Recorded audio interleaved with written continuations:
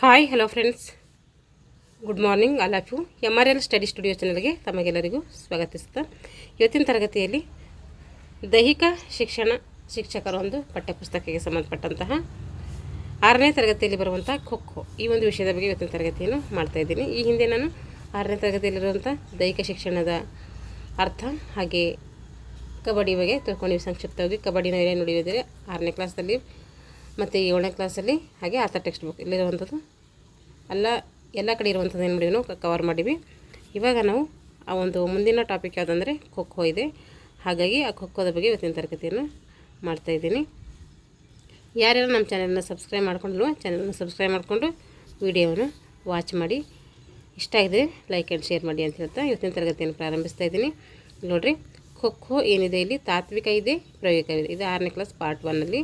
7ನೇ class part 1ಅಲ್ಲಿನೂ ಕೂಡ ಈ ಖೋಗೆ ಸಂಬಂಧಪಟ್ಟಂಥ ಟಾಪಿಕ್ ಇರ್ತೈತಿ. ಯಾಕೆಂದರೆ ಅಲ್ಲಿಗೆ ಇದ್ರ ಮುಂದಿನ ಕಂಟೆಂಟೇ ಅಲ್ಲಿ ಕೊಟ್ಟಿರ್ತಾರೆ. ಹಾಗಾಗಿ ಎರಡು ನೋಡಿಕೊಂಡು ಆಮೇಲೆ ಏನು ಮಾಡೋಣ ಅಂದರೆ ಆತ ಟೆಕ್ಸ್ಟ್ ಬುಕ್ಕಲ್ಲಿ ನೋಡ್ಕೊಳ್ಳೋಣ. ನಂತರ ಇವತ್ತು ಖೋದ ಬಗ್ಗೆ ನೋಡೋಣ. ಇದೆಲ್ಲ ಏನು ಮುಗಿದಿದೆ, ಇದೆಲ್ಲ ನೋಡ್ರಿ. ಇದು ಖೋ. ಈ ಒಂದು ಪಾಠದಲ್ಲಿ ನಾವೇನೇನು ತಿಳ್ಕೊತೀವಿ ಅಂತಂದರೆ, ಈ ಖೋದಲ್ಲಿ ಖೋ ಆಟದ ಇತಿಹಾಸ ತಿಳ್ಕೊತೀವಿ, ಖೋ ಮೈದಾನದ ಅಳತೆ ತಿಳ್ಕೊತೀವಿ, ಖೋ ಆಟದ ನಿಯಮಗಳು, ಇಷ್ಟು ಏನಾಗ್ತವೆ ವಿಷಯಗಳು ಈ ಒಂದು ಲೆಸನಲ್ಲಿ ಬರ್ತವೆ. ಪೀಠಿಕೆ ನೋಡ್ರಿ.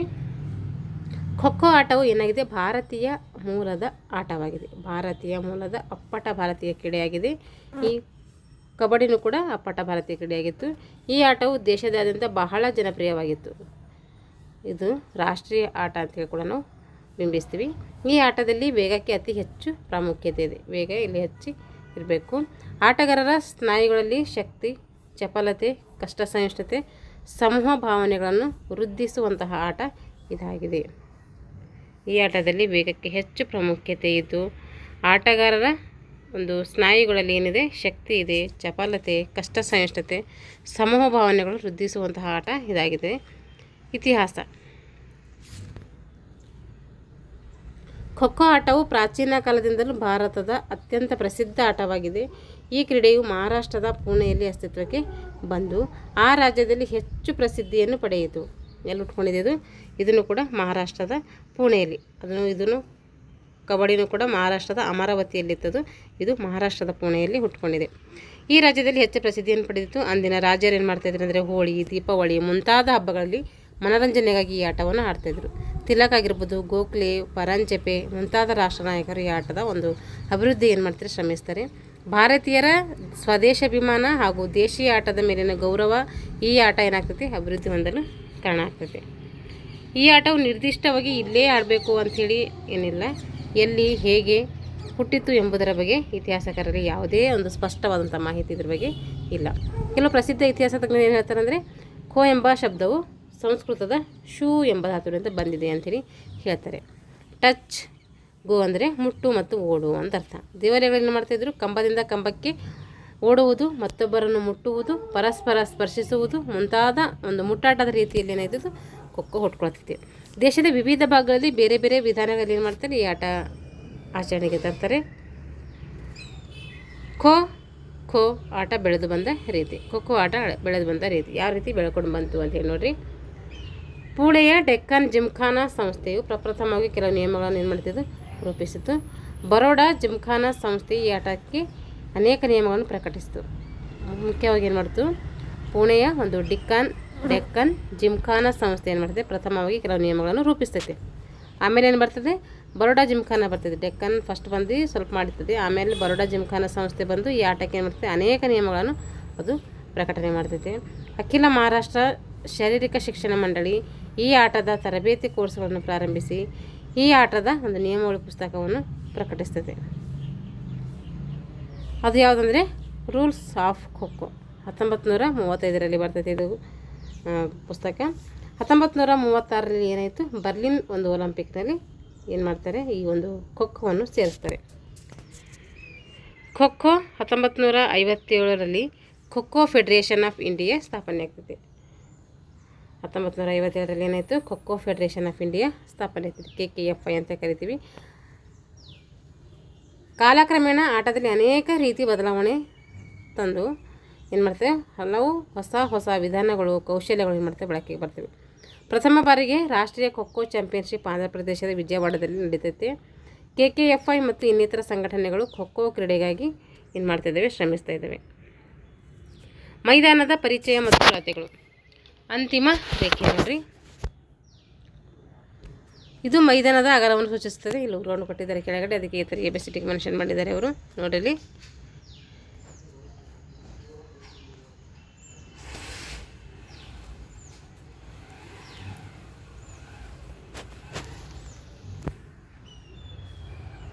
ನೋಡಿ A ಮತ್ತು B ಕೊಟ್ಟಿದ್ದಾರೆ. ಇದು ಉದ್ದ, ಇದು ಅಗಲ.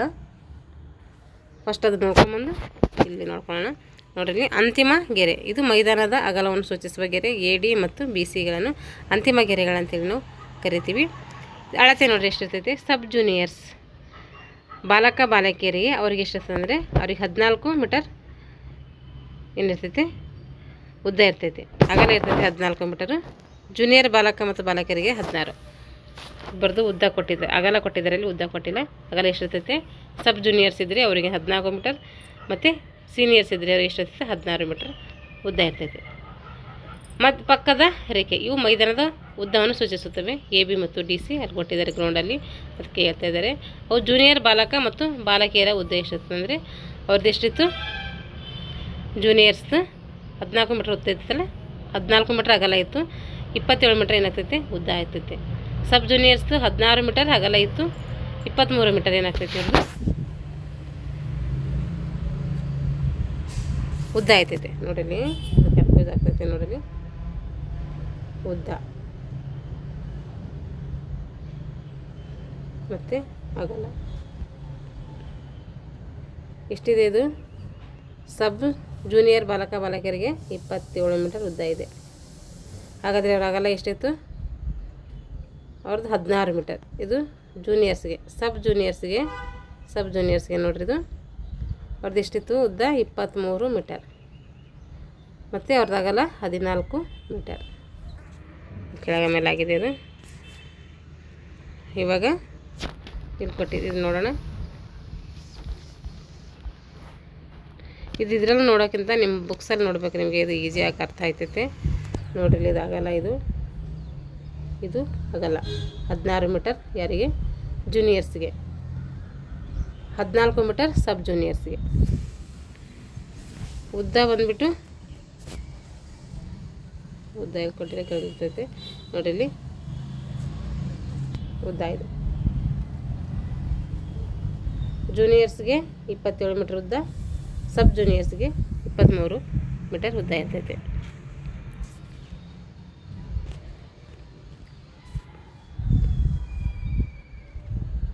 ನೋಡ್ರಿ, ಇಲ್ಲಿ ಬದಿ ರೇಖೆ ಅಂತ ಕರಿತೀವಿ ಇದಕ್ಕೆ. ಈ ಬದಿ ರೇಖೆಯಿಂದ ಕಂಬದ ರೇಖೆಗೆ ಎಷ್ಟಿರ್ತೈತೆ ಅಂತಂದರೆ 1.50 ಇರ್ತೈತೆ.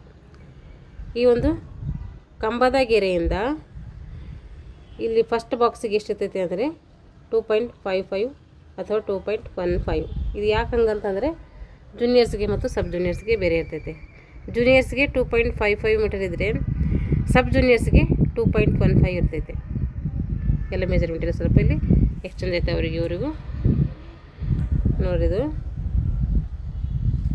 ಇದಕ್ಕೆ ಎಲ್ಲಿಂದ ಅಂತೀವಿ, ಇದಕ್ಕೂ ಕೂಡ ಕಂಬದ ಒಂದು ಬದಿ ರೇಖೆ ಇರ್ತಲ್ಲ ಅದರದ್ದು ಉದ್ದ ಇದೆ. ಎಷ್ಟಿರ್ತೈತೆ ಅಂತಂದರೆ 7.85 ಅಥವಾ 6.85. ಅಂದರೆ ಜೂನಿಯರ್ಸ್ಗೆ 7.85, ಸಬ್ ಜೂನಿಯರ್ಸ್ಗೆ 6.85.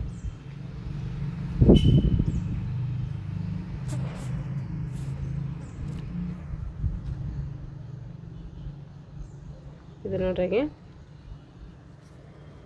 ಇಲ್ಲಿ ಇಲ್ಲಿ ಬಾಕ್ಸ್ ಇದೆಲ್ಲ, ಇಲ್ಲಿಂದ ಇಲ್ಲಿಗೆ ಎಷ್ಟಿರ್ತೈತೆ ಇದು, ಈ ಬಾಕ್ಸ್ನಿಂದ ಈ ಬಾಕ್ಸಿಗೆ ಎಷ್ಟಿರ್ತೈತೆ ಅಂದರೆ 2.35 ಮೀಟರ್ 30 ಮೀಟರ್ ಜೂನಿಯರ್ಸ್ಗೆ ಇರ್ತೈತೆ, 1.90 ಮೀಟರ್ ಸಬ್ ಜೂನಿಯರ್ಸ್ಗೆ ಇರ್ತೈತೆ. ಇದಕ್ಕೇನಂತೀವಿ, ಅಡ್ಡಗೆರೆ ಅಂಥೇಳಿ ಕರಿತೀವಿ. ಅಡ್ಡಗೆರೆ ಅಲ್ಲದು, ಇದು ಅಡ್ಡಗೆರೆ. ಫಸ್ಟ್ನೇ ಬಾಕ್ಸಿಂದ ಇನ್ನು ನೆಕ್ಸ್ಟ್ ಬಾಕ್ಸಿಗೆ ಇರುವಂಥದ್ದು ಮೆಜರ್ಮೆಂಟ್ ಅದು. ಇದಕ್ಕೇನಂತೀವಿ, ಬಾಕ್ಸ್ ಅಂತೀವಿ, ಚೌಕ ಅಂತೇಳಿ ಕರಿತೀವಿ ಇಂಗ್ಲೀಷಲ್ಲಿ ಬಾಕ್ಸ್ ಅಂದರೆ ಕನ್ನಡದಲ್ಲಿ ಚೌಕ. ಇದು ಎಷ್ಟಿರ್ತೈತೆ ಅಂದರೆ 30 × 35 ಇರ್ತೈತೆ. ಅಥವಾ ಸಬ್ ಜೂನಿಯರ್ಸ್ಗೆ 30 ಇಂಟು 30 ಇರ್ತೈತಿ.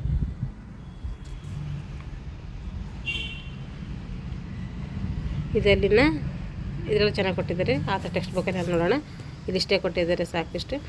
ಇವಾಗ ಮೈದಾನ ಚಿತ್ರದಲ್ಲಿರುವಂತೆ ABCD ಆಯತಾಕಾರ ಇರೋದ್ರಿಂದ ಅದಕ್ಕೇನಂತೀವಿ ನಾವು ಮೈದಾನ ಅಂತೇಳಿ ಕರಿತೀವಿ. ನೋಡಿರಿ, ಎ ಇಲ್ಲಿ ಎ ಇದೆ ನೋಡಿರಿ, ಇಲ್ಲಿ ಎ, ಇಲ್ಲಿ B C D, ಇದಕ್ಕೇನಂತೀವಿ ನಾವು ಮೈದಾನ ಅಂತೇಳಿ ಕರಿತೀವಿ. ಅಂತಿಮ ರೇಖೆ ಮತ್ತು ಪಕ್ಕದ ರೇಖೆಗಳು ಸೇರಿಕೊಂಡು ಉಂಟಾಗುವ ಆಯತಾಕಾರದ ಒಂದು ಕ್ಷೇತ್ರಕ್ಕೆ ಏನಂತೀವಿ ಖೋ ಮೈದಾನ ಅಂತೇಳಿ ಕರಿತೀವಿ. ಅಂಕಣ EFGH ಒಳಗೊಂಡು 2 ಕಂಬಗೆರೆಗಳ ನಡುವಿನ ಕ್ಷೇತ್ರಕ್ಕೆ ಏನಂತೀವಿ ನಾವು ಕೋರ್ಟ್ ಅಂತೇಳಿ ಕರಿತೀವಿ. EFGH ಒಳಗೊಂಡಂತಹ 2 ಕಂಬಗೆರೆಗಳ ನಡುವಿನ ಕ್ಷೇತ್ರಕ್ಕೆ ಏನಂತೀವಿ ಅಂಕಣ ಅಥವಾ ಕೋರ್ಟ್ ಅಂತೇಳಿ ಕರಿತೀವಿ. ಕಂಬಗಳು 2 ಗಟ್ಟಿಯಾದ ಮರದ ಕಂಬಗಳನ್ನು ಅಂಕಣದ ಎರಡೂ ಬದಿಗಳಲ್ಲಿ ಕಂಬದ ರೇಖೆ ಅಥವಾ ಮಧ್ಯದ ಓಣಿ ಸಂಧಿಸುವ ಜಾಗದಲ್ಲಿ ಭೂಮಿಗೆ ಲಂಬವಾಗಿ ಗಟ್ಟಿಯಾಗಿ ನೋಡೋದು ಹೂಳಲ್ಪಡಬೇಕು. 2 ಗಟ್ಟಿಯಾದ ಮರದ ಕಂಬಗಳನ್ನು ಅಂಕಣದ ಎರಡೂ ಬದಿಗಳಲ್ಲಿ ಕಂಬದ ರೇಖೆ ಮತ್ತು ಮಧ್ಯದ ಓಣಿ ಸಂಧಿಸುವಂತಹ ಜಾಗದಲ್ಲಿ ಭೂಮಿಗೆ ಲಂಬವಾಗಿ ಗಟ್ಟಿಯಾಗಿ ನೋಡೋದು ಹೂಳಲ್ಪಡಬೇಕು. ಕಂಬಗಳು MN ಅಲ್ಲಿ ತೋರಿಸಿದ್ದಾರೆ. ಕಂಬದ ಎತ್ತರ ಎಷ್ಟಿರ್ತೈತೆ ಹಾಗಂದರೆ 120 ಸೆಂಟಿಮೀಟರಿಂದ 125 ಸೆಂಟಿಮೀಟರ್ ಇರ್ತೈತಿ. ಯಾವುದಿದು ಎತ್ತರ. ಹಾಗಾದರೆ ವ್ಯಾಸ ಎಷ್ಟಿರ್ತೈತಿ? ಕಂಬದ ವ್ಯಾಸ ಅಂತಂದರೆ ಅದು 9 ರಿಂದ 10 ಸೆಂಟಿಮೀಟರ್ ವ್ಯಾಸ ಇರ್ತೈತಿ. ಎತ್ತರ ಕೇಳಿಬಿಟ್ರೆ ಅಂದರೆ ಭೂಮಿಯಿಂದ ಕಂಬದ ಎತ್ತರ ಎಷ್ಟಿರ್ತದೆ ಅಂದರೆ 120 ಸೆಂಟಿಮೀಟರಿಂದ 125 ಸೆಂಟಿಮೀಟರ್. ಹಾಗಾದರೆ ಸುತ್ತಳತೆ ಎಷ್ಟಿರ್ತೈತಿ ಅಂತಂದರೆ ಕಂಬದ ವ್ಯಾಸ ಅಥವಾ ಸುತ್ತಳತೆ 9 ರಿಂದ 10 ಸೆಂಟಿಮೀಟರ್ ಇರ್ತೈತಿ. ಈಗ ಕಂಬದ ರೇಖೆಗಳು EHFGF ಗೆರೆಗಳನ್ನು ಕಂಬ ರೇಖೆಗಳು ಅಂತ ಕರಿತೀವಿ. ಅಲ್ಲಿ ಮೆನ್ಷನ್ ಮಾಡಿದ್ದಾರೆ, ನೀವು ಅಂತ ನೋಡ್ಕೊಡ್ರಿ. ಮಧ್ಯದ ಓಣೆ ಉದ್ದ, ಮಧ್ಯದ ಓಣೆ MN ನೋಡಿರಿ. ಮಧ್ಯದ ಓಣೆ ಯಾವುದಂದರೆ ಇಲ್ಲಿ ನೋಡಿರಿ MN. ಎಲ್ಲಿದೆ? ಇಲ್ಲಿ ಇದು ಇಲ್ಲಿದೆ M ಮತ್ತು N.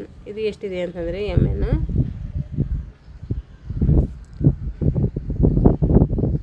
ಅದು 30 ಸೆಂಟಿಮೀಟರ್ ಅಗಲದ ಓಣೆ. ಅದು ಎಷ್ಟು ಸೆಂಟಿಮೀಟರ್ ಅಗಲ ಇದೆ ಅಂದರೆ ಅದ್ರದ್ದು ಅಗಲ ಬಂದುಬಿಟ್ಟು 30 ಸೆಂಟಿಮೀಟರ್.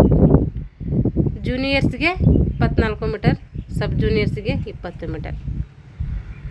ಅದ್ರ ಉದ್ದ ಎಷ್ಟಿರ್ತದೆ? ಜೂನಿಯರ್ಸ್ಗೆ 24 ಮೀಟರ್, ಸಬ್ ಜೂನಿಯರ್ಸ್ಗೆ 20 ಮೀಟರ್ ಇರ್ತೈತಿ. ಅದು ಬಾಕ್ಸ್ ಬಿಟ್ಟು ಅಗಲ ಅದು ಇಷ್ಟಿರ್ತೈತೆ 30 ಇರ್ತೈತಿ. XY ಪಕ್ಕದ ಗೆರೆಯಿಂದ ಇನ್ನೊಂದು ಪಕ್ಕದ ಗೆರೆಗೆ ಇಷ್ಟಿರ್ತೈತೆ ನೋಡಿರಿ. XY ಪಕ್ಕದ ಗೆರೆಯಿಂದ ಇನ್ನೊಂದು ಪಕ್ಕದ ಗೆರೆಗೆ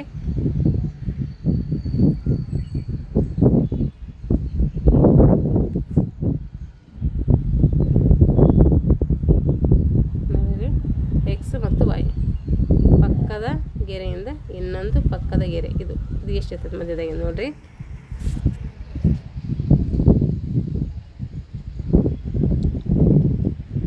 ಅದು 30 ಸೆಂಟಿಮೀಟರ್, 35 ಸೆಂಟಿಮೀಟರ್ ಎಷ್ಟಿರ್ತದೆ? 35/30 ಅಂದರೆ ಜೂನಿಯರ್ಸ್ಗೆ ಮತ್ತು ಸಬ್ ಜೂನಿಯರ್ಸ್ಗೆ ಬೇರೆ ಇರ್ತದೆ. ಇದು ಜೂನಿಯರ್ಸ್ಗೆ 35 ಸೆಂಟಿಮೀಟರ್ ಇದ್ದರೆ ಸಬ್ ಜೂನಿಯರ್ಸ್ಗೆ 30 ಇರ್ತೈತೆ.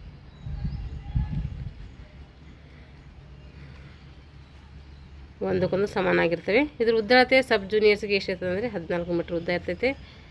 ಜೂನಿಯರ್ಸ್ ವಿಭಾಗಕ್ಕೆ 16 ಮೀಟ್ರ್ ಉದ್ದ ಇರ್ತೈತಿ. ಚೌಕ ಬಾಕ್ಸ್ 30 × 35 ಇದು ಯಾರಿಗಿರ್ತೈತೆ? ಜೂನಿಯರ್ಸ್ಗೆ ಇರ್ತೈತೆ. ಸಬ್ ಜೂನಿಯರ್ಸ್ಗೆ 30 × 30 ಸೆಂಟಿಮೀಟರ್ ಇರ್ತೈತೆ. ಒಟ್ಟು ಎಷ್ಟು ಚೌಕಗಳಿರ್ತಾವೆ ಅಂದರೆ 8 ಬಾಕ್ಸ್ಗಳಿರ್ತವೆ. ಅಂಕಣದ ಮಧ್ಯ ಓಣಿಯಲ್ಲಿ ಪ್ರತಿ ಒಂದು ಅಡ್ಡ ಓಣಿಗಳು ಹಾದು ಹೋಗುವಾಗ 30 × 35 ಸೆಂಟಿಮೀಟರ್ ಅಗಲಳತೆಯ 8 ಚೌಕಗಳನ್ನು ಏರ್ಪಡ್ತವೆ. ಅವುಗಳನ್ನು ಮುಟ್ಟುವ ತಂಡದ ಆಟಗಾರರಿಗೆ ಏನು ಮಾಡ್ತಾರೆ? ಕುಳಿತುಕೊಳ್ಳಲು ನಿರ್ದಿಷ್ಟಪಡಿಸಿದಂತಾಗಿರ್ತವೆ. ಯಾರು ಮುಟ್ತಾರೋ ಅವರಿಗೆ ಅವು ಮೀಸಲಾಗಿರ್ತವೆ ಪ್ಲೇಸ್ಗಳು.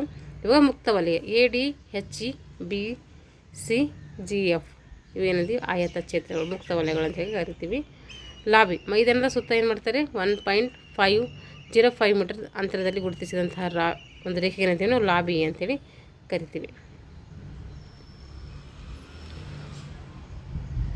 ಈಗ ಚೇಜರ್ಸ್ ಮತ್ತು ಅಥವಾ ಬೆನ್ನಟ್ಟುವವರು ಒಟ್ಟು ಎಷ್ಟು ಜನ ಇರ್ತಾರೆ ಅಂದರೆ 9 ಜನ ಬೆನ್ನಟ್ಟುಗಾರರು ಇರ್ತಾರೆ. ಅವರಲ್ಲಿ 8 ಜನ ಆಟಗಾರರು 8 ಒಂದು ಚೌಕದಲ್ಲಿ ಕುಳಿತಿರ್ತಾರೆ. 9ನೇ ಆಟಗಾರನಿಗೆ ಏನಂತೀವಿ ನಾವು ಸಕ್ರಿಯ ಆಟಗಾರ ಅಂತೇಳಿ ಕರಿತೀವಿ. ಸಕ್ರಿಯ ಬೆನ್ನಟ್ಟುಗಾರ, ಸಕ್ರಿಯ ಆಟಗಾರ ಆದ ನೀವು ಸಕ್ರಿಯ ಬೆನ್ನಟ್ಟುಗಾರ ನೋಡ್ರಿ, ಸಕ್ರಿಯ ಆಟಗಾರ ಅಲ್ಲ, ಸಕ್ರಿಯ ಓಟಗಾರ ಅಂತ ಕರಿತೀವಿ. ಸಕ್ರಿಯನಾಗಿದ್ದು ಓಟಗಾರರನ್ನು ಬೆನ್ನಟ್ಟುವವನಿಗೆ ಏನಂತೀವಿ, ಚೇಜರ್ಸ್ ಅಥವಾ ಬೆನ್ನಟ್ಟುವವರು ಅಂತ ಕರಿತೀವಿ. ಈಗಾದರೆ ಸಕ್ರಿಯ ಬೆನ್ನಟ್ಟುಗಾರ ಅಂದರೆ ಅವನೇ ಮುಟ್ತಾ ಇರ್ತಾನಲ್ಲ, 8 ಜನ ಕೂತ್ಕೊಳ್ತಿದ್ದೆ ಅವ್ನು ಮುಟ್ತಾ ಇರ್ತಾನೆ, ಅವನಿಗೆ ಏನಂತೀವಿ 9ನೇ ಆಟಗಾರ ಅಂತ ಕನ್ಸಿಡರ್ ಮಾಡ್ತೀವಿ. ಎದುರಾಳಿ ರಕ್ಷಣೆಗಾರನನ್ನು ಮುಟ್ಟಲು ಪ್ರಯತ್ನಿಸುವಂಥ 9ನೇ ಆಟಗಾರನಿಗೆ ಏನಂತೀವಿ, ಬೆನ್ನಟ್ಟುಗಾರ ಅಂತೇಳಿ ಕರಿತೀವಿ.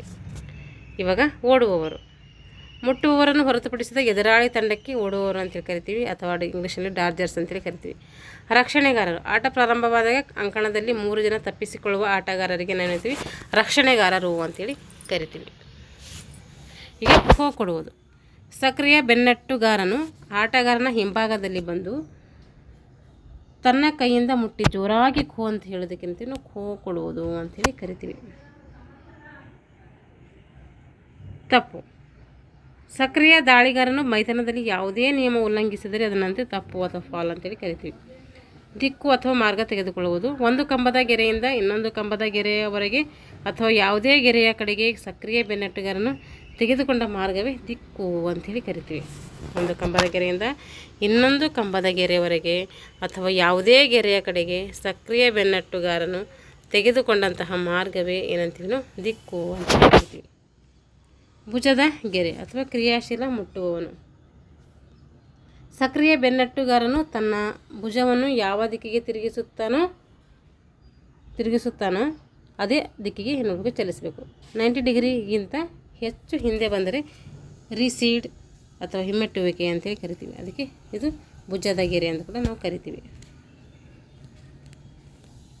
ಹಿಮ್ಮೆಟ್ಟುವಿಕೆ, ಸಕ್ರಿಯ ಬೆನ್ನಟ್ಟುಗಾರನು ನಿರ್ದಿಷ್ಟ ದಿಕ್ಕಿಗೆ ಹೋಗುತ್ತಿರುವಾಗ ಈಗಾಗಲೇ ಆಕ್ರಮಿಸಿದ ಪ್ರದೇಶಕ್ಕಿಂತ ಏನಾದರೂ ಹಿಂದೆ ಸರಿದರೆ ಅವನಿಗೆ ಹೇಳ್ತೀವಿ ಹಿಮ್ಮೆಟ್ಟುವಿಕೆ ಅಂತ. ಈಗ ಮುಂದೆ ಹೋಗಿ ಹಿಂದಕ್ಕೆ ಬರೋಂಗಿಲ್ಲ ಅಂತ ಅರ್ಥ ಇದೆ. ಭುಜರೇಖೆಯ ದಿಕ್ಕನ್ನು ಬದಲಿಸಿದರೆ ಅದನ್ನು ಹಿಮ್ಮೆಟ್ಟುವಿಕೆ ಅಥವಾ ರಿಸೀಡ್ ಅಂತ ಕರಿತೀವಿ. ಮುಕ್ತ ವಲಯ ಬಿಡುವುದು, ಬೆನ್ನಟ್ಟುಗಾರನ ಏನು ಮಾಡ್ತಾನೆ, ಮುಕ್ತ ವಲಯದಲ್ಲಿ ತನ್ನ ಪಾದಗಳ ಸಂಪರ್ಕ ಕಳೆದುಕೊಳ್ತಾನೆ. ಅಂಕಣದಲ್ಲಿ ಪ್ರವೇಶಿಸಿದರೆ ಅದನ್ನು ಮುಕ್ತ ವಲಯ ಬಿಡುವುದು ಅಂಥೇಳಿ, ಅದರ ಪಾದ ಸಂಪರ್ಕ ಕಳ್ಕೊಂಡು ಯಾರು ಪ್ರವೇಶ ಮಾಡ್ತಾರೆ ಅವರಿಗೆ ಏನಂತೀವಿ, ಮುಕ್ತ ವಲಯ ಬಿಡುವುದು ಅಂಥೇಳಿ ಕರಿತೀವಿ. ಮೈದಾನದ ಹೊರಗೆ, ರಕ್ಷಣಾತ್ಮಕ ಆಟಗಾರರು ಅಂದರೆ ಡಾರ್ಜರ್ ತನ್ನ ಎರಡೂ ಪಾದಗಳಿಂದ ಆಟದ ಮೈದಾನದ ಸಂಪರ್ಕವನ್ನು ಕಳೆದುಕೊಂಡು ಮೈದಾನದ ಹೊರಗಿನ ಸಂಪರ್ಕವನ್ನು ಏನಾದರೂ ಹೊಂದಿದರೆ ರಕ್ಷಣೆ ಆಟಗಾರನನ್ನು ಮೈದಾನದಿಂದ ಹೊರಗೆ ಎಂದು ಪರಿಗಣಿಸುವರು. ಏನು ಮಾಡ್ತಾರೆ, ರಕ್ಷಣಾ ಆಟಗಾರರು ತನ್ನ ಎರಡೂ ಪಾದಗಳಿಂದ ಆಟದ ಮೈದಾನದ ಸಂಪರ್ಕವನ್ನು ಕಳೆದುಕೊಂಡು ಮೈದಾನದ ಹೊರಗಿನ ಸಂಪರ್ಕವನ್ನು ಹೊಂದಿದರೆ ರಕ್ಷಣೆ ಆಟಗಾರನನ್ನು ಮೈದಾನದಿಂದ ಹೊರಗೆ ಅಂತೇಳಿ ಏನು ಮಾಡ್ತೀವಿ, ಪರಿಗಣಿಸ್ತೀವಿ. ಓಡುವ ಓಟಗಾರನು ರಕ್ಷಣೆ ಆಟಗಾರನಾಗಿ ಮೈದಾನದ ಹೊರಗಿನ ಸಂಪರ್ಕ ಕಳೆದುಕೊಂಡು ಮೈದಾನದಲ್ಲಿ ಸಂಪೂರ್ಣ ಸಂಪರ್ಕ ಹೊಂದೋದಕ್ಕೆ ನಾವು ಪ್ರವೇಶ ಅಂತೇಳಿ ಕರಿತೀವಿ. ಪಂದ್ಯಾಟ ಸಂಘಟನೆಗೆ ಬೇಕಾಗುವಂಥ ಉಪಕರಣಗಳು, ಕಂಬಗಳು 2, ಅಳತೆ ಟೇಪು, ಏನೇನು ಬೇಕು ಸಂಘಟನೆ ಮಾಡಬೇಕಾದ್ರೆ ಅಂದರೆ ಸ್ಕೋರ್ ಸೀಟು, ವೇಳೆ ತೋರಿಸುವ ಫಲಕ, ವಿಜಿಲು, ಮಾರ್ಕಿಂಗ್ ಹಗ್ಗ, ಸ್ಟಾಪ್ ವಾಚು, ಸ್ಕೋರ್ ಬೋರ್ಡು, ಸುಣ್ಣದ ಪುಡಿ, ಕ್ರೀಡಾ ಸಮವಸ್ತ್ರ. ಇಷ್ಟು ಏನು ಮಾಡಬೇಕು ನಮಗೆ, ಖೋ ಆಡಿಸ್ಬೇಕಾದ್ರೆ ಇವೆಲ್ಲ ಬೇಕು. ಖೋ ಮಾಡಬೇಕಾದ್ರೆ ಇವೆಲ್ಲ ಸಮವಸ್ತ್ರಗಳು ಅಥವಾ ಉಪಕರಣಗಳು ಬೇಕು. ಹಾಗಾದರೆ ಯಾವ ರೀತಿ ಆಡಬೇಕು ಈ ಆಟ ಅಂದರೆ, ನಾಣ್ಯ ಚಿಮ್ಮುವಿಕೆಯಲ್ಲಿ ಯಾವ ಒಂದು ತಂಡ ಗೆದ್ದಿತದೋ ಆ ಒಂದು ಟಾಸ್ ಗೆದ್ದ ತಂಡದ ನಾಯಕನೇನು ಮಾಡ್ತಾನೆ, ಆಕ್ರಮಣ ಅಥವಾ ಡಾರ್ಜಿಂಗ್ ಯಾವುದಾದ್ರೂ ಬೇಕಾದರೂ ಆರಿಸ್ಕೋಬೋದು. ಆಟದ ಪ್ರಾರಂಭದಲ್ಲಿ ಓಡುವ ತಂಡದ ಮೊದಲನೇ ಏನು ಮಾಡ್ತಾರೆ, 3 ಆಟಗಾರರನ್ನು ಮೈದಾನದಲ್ಲಿ ನೋಡಬೇಕು, ಪ್ರವೇಶ ಮಾಡಬೇಕು, 3 ಜನ ಬರಬೇಕು. ಆಟ ಪ್ರಾರಂಭದ ನಂತರ ಮುಟ್ಟುವವರು ಖೋ ಪಡೆಯಲಾರದೆ ತಮ್ಮ ಸ್ಥಳವನ್ನು ಬಿಡಬಾರ್ದು, ಏಳಬಾರ್ದು, ಕುಳಿತ ದಿಕ್ಕನ್ನು ಬದಲಾಯಿಸಬಾರ್ದು, ಇವೆಲ್ಲ ಮಾಡಬಾರ್ದು. ಸಕ್ರಿಯ ಬೆನ್ನಟ್ಟುಗಾರನು ಮುಟ್ಟುವ ಸಂದರ್ಭದಲ್ಲಿ ಮಧ್ಯಗೆರೆಯನ್ನು ತುಳಿಬಾರದು ಅಥವಾ ದಾಟಬಾರದು. ಸಕ್ರಿಯ ಬೆನ್ನಟ್ಟುಗಾರ ಇರ್ತಾನಲ್ಲ, ಅವನು ಮುಟ್ಟುವಂಥ ಸಮಯದಲ್ಲಿ ಮಧ್ಯಗೆರೆಯನ್ನು ತುಳಿಬಾರದು ಅಥವಾ ದಾಟಬಾರದು. ಸಕ್ರಿಯ ಬೆನ್ನಟ್ಟುಗಾರನು ಕುಳಿತ ಆಟಗಾರನ ಹಿಂಬದಿಯಿಂದ ಬೆನ್ನಿಗೆ ಮುಟ್ಟಿ ಖೋ ಅಂತೇಳಿ ಕೊಡಬೇಕು. ದಾಳಿಗಾರನು ಖೋ ಪಡೆಯದೆ ಇಳುವಂತೆ, ನಮ್ಗೆ ಖೋ ಬಂದಿಲ್ಲ ಅಂದರೆ ನೀವು ಹೇಳಂಗಿಲ್ಲ. ಸಕ್ರಿಯ ಬೆನ್ನಟ್ಟಗಾರನು ಒಮ್ಮೆ ಒಂದು ಅಡ್ಡಗೆರೆ ಸಂಪರ್ಕ ಕಳೆದುಕೊಂಡ್ರೆ ಅದೇ ದಿಕ್ಕಿನಲ್ಲಿ ಮುಂದುವರೆದು ಮುಂದಿನ ಆಟಗಾರನಿಗೆ ಏನು ಮಾಡ್ತೀವಿ, ಖೋ ಕೊಡಬೇಕು. ಆತನು ಹಿಂದೆ ಬರುವಂತಿಲ್ಲ, ಅವಾಗ ಏನು ಮತ್ತೆ ತಿರ್ಗಿ ಹಿಂದೆ ಬರುವಂತಿಲ್ಲ. ಮುಂದೆ ಹೋಗಿದ್ದಾನಂದರೆ ಅಲ್ಲೇ ಖೋ ಕೊಡಬೇಕು, ಹಿಂದೆ ತಿರುಗಿ ಬಂದು ಕೊಡೋಂಗಿಲ್ಲ. ಸಕ್ರಿಯ ಬೆನ್ನಟ್ಟಗಾರನು ಅಡ್ಡ ರೇಖೆಯನ್ನು ನೇರವಾಗಿ ಚಲಿಸುತ್ತಿರುವಾಗ ಎಡಕ್ಕೆ ಅಥವಾ ಬಲಬದಿಗೆ ಹೋಗುವ ಅವಕಾಶವನ್ನು ಪಡೆದಿರ್ತಾನೆ. ಬೆನ್ನಟ್ಟುಗಾರನು ಓಡುವವರಿಗೆ ಅಡೆತಡೆ ಮಾಡಬಾರ್ದು. ಬೆನ್ನಟ್ಟುಗಾರರು ಏನು ಮಾಡಬಾರ್ದು, ಓಡುವವರಿಗೆ ಅಡೆತಡೆ ಮಾಡಬಾರ್ದು. ಮುಕ್ತ ವಲಯದಲ್ಲಿ ಮುಟ್ಟುವವರಿಗೆ ಯಾವುದೇ ನಿರ್ಬಂಧ ಇರೋದಿಲ್ಲ. ಮುಕ್ತ ವಲಯ ಇರ್ತೈತಲ್ಲ, ಅಲ್ಲಿ ಯಾವುದೇ ನಿರ್ಬಂಧ ಇರೋದಿಲ್ಲ, ಹೆಂಗೆ ಬೇಕಾದರೂ ಮುಟ್ಬೋದು. ಆಟದಲ್ಲಿ ಸಕ್ರಿಯ ಸಕ್ರಿಯ ಬೆನ್ನಟ್ಟುಗಾರನು ಅಂಕಣದ ಹೊರಗೆ ಹೋಗಬಾರ್ದು. ಆಟ ಆಡೋ ಟೈಮ್ನಾಗ ಸಕ್ರಿಯ ಥರದ ಬೆನ್ನಟ್ಟುಗಾರನು ಅವನು ಯಾವುದೇ ಅಂಕಣದ ಹೊರಗೆ ಹೋಗಬಹುದು. ನೋಡಿರಿ, ಆಟದಲ್ಲಿ ಸಕ್ರಿಯ ಬೆನ್ನಟ್ಟುಗಾರನು ಅಂಕಣದ ಹೊರಗೆ ಹೋಗಬಹುದಂತೆ, ಆದರೆ ಹೊರಗೆ ಹೋದಾಗಲೂ ತಾನು ಆಕ್ರಮಿಸುವ ದಿಕ್ಕನ್ನು ಬದಲಾಯಿಸಬಾರದು. ಒಂದು ವೇಳೆ ಹೊರಗೆ ಹೋದ್ರೂ ಏನು ಆಕ್ರಮಿಸ್ಕೊಂಡಿದ್ರೆ ಆ ಪ್ಲೇಸನ್ನು ಬದಲಾಯಿಸಬಾರ್ದು. ರಕ್ಷಣಾತ್ಮಕ ಆಟಗಾರನು ಬದಿರೇಖೆ ಅಥವಾ ಅಂತಿಮ ಗೆರೆಯಿಂದ ಮೈದಾನದೊಳಗೆ ಸಂಪರ್ಕ ಕಳೆದುಕೊಂಡು ಹೊರಗೆ ಹೋದರೆ ಅವನನ್ನು ಔಟ್ ಅಂತ ಕೊಡ್ತಾರೆ. ರಕ್ಷಣಾ ಆಟ ಅಂದರೆ ಯಾರು ಮುಟ್ಸ್ಕೊಳ್ಳೋ ಬಂದಿರ್ತಾರೆ ಅವ್ರು ಹೊರಗೆ ಹೋದರೆ ಅವ್ರು ಔಟ್. ನಿಯಮ ಉಲ್ಲಂಘಿಸದೆ ದಾಳಿಗಾರನು ಓಡುವವರನ್ನು ಕೈಯಿಂದ ಮುಟ್ಟಿದರೆ ಔಟ್ ಕೊಡಬೇಕು. ನಿಯಮ ಉಲ್ಲಂಘಿಸದೆ ಏನಾದರೂ ಕೈಯಿಂದ ಮುಟ್ಟಿದರೆ ಔಟ್ ಕೊಡಬೇಕು. ಕಾಲಿನಿಂದ ಮುಟ್ಟಲು ಅವಕಾಶ ಇಲ್ಲ. ಕಾಲಿನಿಂದ ಮುಟ್ಟುವಂಗಿಲ್ಲ. ಸಕ್ರಿಯ ಬೆನ್ನಟ್ಟುಗಾರನು ನಿಯಮ ಉಲ್ಲಂಘಿಸಿದಾಗ ತೀರ್ಪುಗಾರರು ಸಣ್ಣ ಸೀಟಿ ಓದಿ ಫೌಲ್ ಸಂಕೇತ ನೀಡಬೇಕು. ಆಗ ಸಕ್ರಿಯ ಬೆನ್ನಟ್ಟುಗಾರ ಏನು ಮಾಡ್ತಾನೆ, ತನ್ನ ತಪ್ಪನ್ನು ತಿದ್ದಿಕೊಳ್ಳಲು ಸಾಗುತ್ತಿರುವ ದಿಕ್ಕನ್ನು ಬದಲಿಸಿ ವಿರುದ್ಧ ದಿಕ್ಕಿಗೆ ಹೋಗಬೇಕು ಅಥವಾ ವಿರುದ್ಧ ದಿಕ್ಕಿಗೆ ಹೋಗ್ಕೊಳ್ಬೇಕು. ಇಷ್ಟು ನಿಯಮಗಳು. ಇವಾಗ ಪಂದ್ಯದ ನಿಯಮ. ಖೋಖೋ ತಂಡದಲ್ಲಿ ಎಷ್ಟು ಜನ ಆಟಗಾರರು ಇರ್ತಾರೆ ಅಂದರೆ 12 ಜನ ಆಟಗಾರರು ಇರ್ತಾರೆ. ಅಲ್ಲಿ ಏನಿರ್ತಾರೆ 9 ಜನ ಆಡುವವರು, 3 ಜನ ಬದಲಿ ಆಟಗಾರರು ಇರ್ತಾರೆ. ಅವಧಿ ಎಷ್ಟಿರ್ತವೆ ಅಂದರೆ 2 ಇನ್ನಿಂಗ್ಸ್ ಇರ್ತವೆ. ಪ್ರತಿ ಇನ್ನಿಂಗ್ಸ್ನಲ್ಲಿ ಓಡುವವರು ಮತ್ತು ಮುಟ್ಟುವ ಸಾಧ್ಯತೆಗಳಿರ್ತವೆ. ಒಂದು ತಂಡದಲ್ಲಿ ಒಂದು ಪಂದ್ಯದಲ್ಲಿ ಎಷ್ಟು ಇನ್ನಿಂಗ್ಸ್ ಇರ್ತವೆ ಅಂದರೆ 2 ಇನ್ನಿಂಗ್ಸ್ ಇರ್ತವೆ. ಪಂದ್ಯದ ಸಮಯ ನೋಡಿರಿ ಎಷ್ಟಿದೆ. 2 ಇನ್ನಿಂಗ್ಸ್ ಇರ್ತವೆ. ಸುತ್ತುಗಳು 4 ಇರ್ತವೆ. ಮೊದಲನೇ ಒಂದು ಸುತ್ತಲ್ಲಿ 9 ನಿಮಿಷ ಆಡಬೇಕು, ಲಘು ವಿಶ್ರಾಂತಿ. 2ನೇ ಸುತ್ತಲ್ಲಿ 9 ನಿಮಿಷ. ಇಲ್ಲೊಂದು ಇನ್ನಿಂಗ್ಸ್ ಮುಗಿತೈತೆ, ಅವಾಗ ದೀರ್ಘ ವಿಶ್ರಾಂತಿ ಸಿಗ್ತೈತೆ. ಅವಾಗ ದೀರ್ಘ ವಿಶ್ರಾಂತಿ 9 ನಿಮಿಷ. ಮತ್ತೆ 3ನೇ ಸುತ್ತು ಆಡಿಸ್ತಾರೆ, ಅಲ್ಲಿ 9 ನಿಮಿಷ, ಲಘು ವಿಶ್ರಾಂತಿ 5 ನಿಮಿಷ. 4ನೇ ಸುತ್ತು 9 ನಿಮಿಷ. ಟೋಟಲ್ ಬಂದುಬಿಟ್ಟು 55 ನಿಮಿಷ ಆಗಿರ್ತೈತೆ. ಇಷ್ಟಾಯಿತು 2 ಇನ್ನಿಂಗ್ಸ್ ಅದು, 4 ಸುತ್ತುಗಳದು. ಅದೇ ರೀತಿ ಅತಿ ಕಿರಿಯ ಬಾಲಕರಿಗೆ ಸಬ್ ಜೂನಿಯರ್ಸ್ಗೆ ನೋಡ್ರಿ, ಇದು 7 ನಿಮಿಷ ಆಡಬೇಕು. ಮೊದಲನೇ ಸುತ್ತಿದು 3 ನಿಮಿಷ ರೆಸ್ಟು, ಮತ್ತು 7 ನಿಮಿಷ ಆಡಬೇಕು. ದೀರ್ಘ ವಿಶ್ರಾಂತಿ 6 ನಿಮಿಷ. 7, 3, 7 ಟೋಟಲ್ ಬಂದುಬಿಟ್ಟು 40 ನಿಮಿಷ ಆಗಿರ್ತೈತೆ. ಈಗ ಈ ಒಂದು ಲೆಸನ್ಗೆ ಸಂಬಂಧಪಟ್ಟಂಥ ಪ್ರಶ್ನೋತ್ತರಗಳಿದ್ದಾವೆ. ಜೂನಿಯರ್ ಬಾಲಕರ ಖೋಖೋ ಅಂಕಣದ ಉದ್ದ ಎಷ್ಟು? ಜೂನಿಯರ್ಸ್ ಎಷ್ಟು ಅಂತ ಕೇಳ್ತಿದ್ದಾರೆ. ಅವ್ರದ್ದು 27 ಮೀಟರ್. ಸಬ್ ಜೂನಿಯರ್ಸ್ದು 23. ಅಗಲ ಎಷ್ಟಂದರೆ ಜೂನಿಯರ್ಸ್ದು 16, ಸಬ್ ಜೂನಿಯರ್ಸ್ದು 14. ಇಲ್ಲಿ ಜೂನಿಯರ್ಸ್ ಕೇಳೋದ್ರಿಂದ ನೀವು ಅವ್ರದ್ದೇ ಬರೀಬೇಕು. ಖೋಖೋ ಆಟವು ಡ್ಯಾಶ್ ರಾಜ್ಯದಲ್ಲಿ ಅಸ್ತಿತ್ವಕ್ಕೆ ಬಂದಿತ್ತು. ಮಹಾರಾಷ್ಟ್ರದ ಪುಣೆಯಲ್ಲಿ ಅಸ್ತಿತ್ವಕ್ಕೆ ಬರ್ತೈತೆ. ಖೋಖೋ ಆಟದ ನಿಯಮಗಳನ್ನು ಪ್ರಪ್ರಥಮವಾಗಿ ಡ್ಯಾಶ್ ಜಾರಿಗೆ ತಂತಂದರೆ 1914ರಲ್ಲಿ ಜಾರಿಗೆ ತರ್ತಾರೆ. ಖೋಖೋ ಕಂಬದ ಎತ್ತರ ಎಷ್ಟು ಅಂದರೆ 120ರಿಂದ 125 ಸೆಂಟಿಮೀಟರ್. 120ರಿಂದ 125 ಸೆಂಟಿಮೀಟರ್. ಕೆಳಗಿನ ಪ್ರಶ್ನೆಗೆ ಸರಿಯಾದ ಉತ್ತರ ಬರೆಯಬೇಕು. ಖೋ ಎಂಬ ಶಬ್ದವು ಡ್ಯಾಶ್ ಎಂಬ ಧಾತುವಿನಿಂದ ಬಂದಿದೆ. ಸಂಸ್ಕೃತದ ಶೂ. ಅಖಿಲ ಭಾರತ ಖೋಖೋ ಫೆಡರೇಷನ್ ಯಾವಾಗ ಅಸ್ತಿತ್ವಕ್ಕೆ ಬಂತು ಅಂದರೆ ಅಖಿಲ ಭಾರತ ಖೋಖೋ ಫೆಡರೇಷನ್ 1957ರಲ್ಲಿ ಬರ್ತೈತಿ.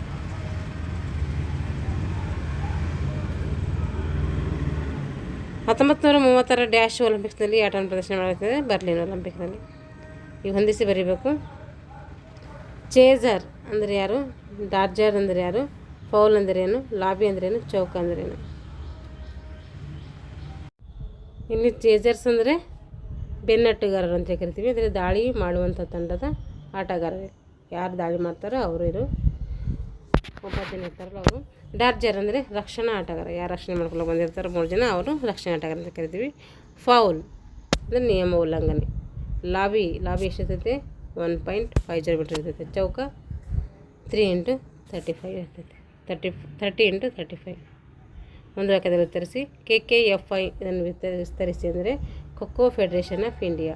ಪ್ರಥಮ ಬಾರಿಗೆ ಖೋಖೋ ನಿಯಮ ರೂಪಿಸಿದ ಸಂಸ್ಥೆ ಅದಂದರೆ ಪ್ರಥಮ ಬಾರಿಗೆ ಡೆಕ್ಕನ್ ಜಿಮ್ಖಾನಾ ಸಂಸ್ಥೆ. ಆಮೇಲೆ ಏನು ಬರ್ತದೆ? ಬರೋಡಾ ಜಿಮ್ಖಾನಾ ಸಂಸ್ಥೆ ಬರ್ತದೆ. ಖೋಖೋ ಆಟದ ಪಂದ್ಯವೊಂದರಲ್ಲಿ ಎಷ್ಟು ಇನ್ನಿಂಗ್ಸ್ ಇರ್ತವೆ ಅಂದರೆ 2 ಇನ್ನಿಂಗ್ಸ್ ಇರ್ತವೆ, 4 ಸುತ್ತು ಇರ್ತವೆ.